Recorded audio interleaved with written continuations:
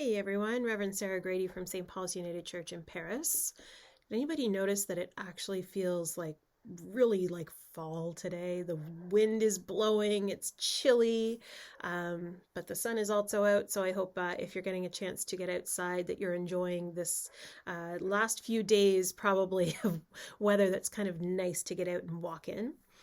I'm going to continue this week with conversations that we started back at the beginning of October around food justice and food security. We have kicked off on Sunday this past week, this week-long endeavor where we're taking part with local churches to provide donations for food banks, because we know coming up, especially in the month of November and December, there's a huge increase in people accessing our food banks. And this is all part of this bigger conversation that we're having around food security and food justice. And I've continued to have some people a little bit unclear what food justice and food security is. So I actually am going to go straight to the source. One of the places that we work with in the United Church of Canada is foodsecurecanada.org. And we work in relationships with them. We help get resources from them. And they have a pretty great statement that I think is quite helpful about what food justice is. So they say food justice seeks to ensure that the benefits and risks of where, what, and how food is grown, produced, transported, distributed, accessed, and eaten are shared fairly. Food justice represents a transformation of the current food system, including but not limited to eliminating disparities and inequities. And they ask us some pretty tough questions, actually, that I would like to read for you and have you consider this week. So, maybe you work in a grocery store or another retail business that sells food. And so, maybe you have grocery shopping to do this week. Maybe you just want to go to your cupboard and open it up and take a look at who produces the food, who produces the stuff that you're buying, not only the fresh stuff, because we often see the labels on there, but take a look at the labels on cans, on packaging that you're picking up. Who produces it, and is it produced equitably and sustainably? More often than not, unfortunately, the answer is no, but do we really look at that when we're out doing our grocery shopping? Another good question, who has access to land and the means of production? Now we're kind of getting into the government level of things and land and all of that kind of stuff. Who has access to healthy, nutritious, culturally appropriate food and who does not?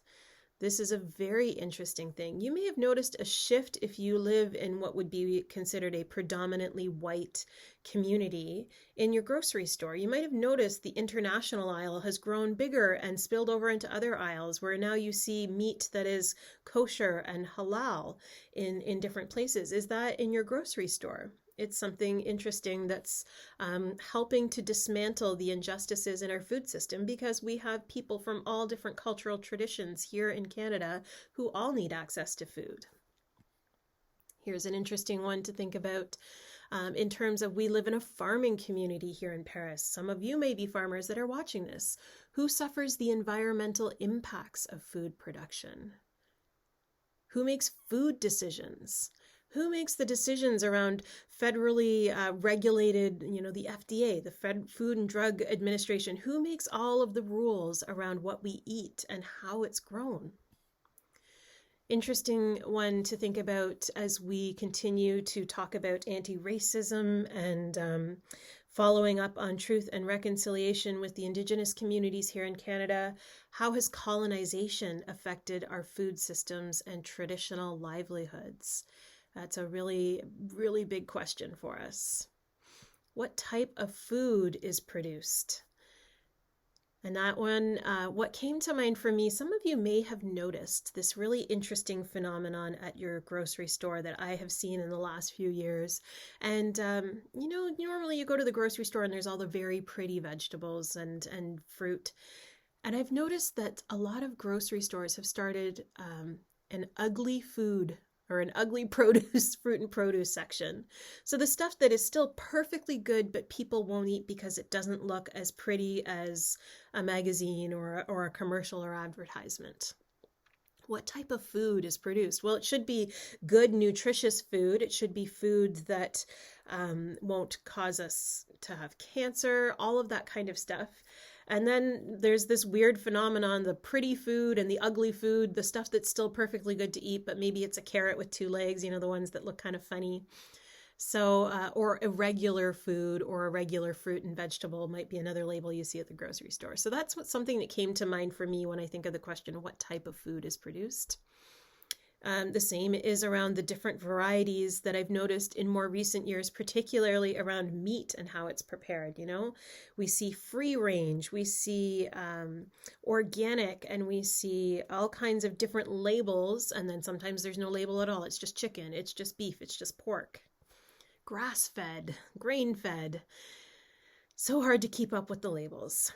And then the last question, what knowledge is valued and which is not? That's an interesting thing to think around our food justice and our food system that has evolved to where it is today.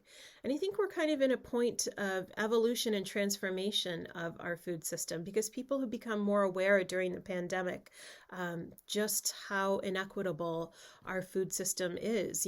We noticed a lot of increase in the need for our food banks and for people accessing benevolent fund, all just to try and feed themselves every month. The first thing that people really worry about is shelter, and then they worry about food next. But food insecurity and the worry of affordable housing go hand in hand, and so they're all part of a big system.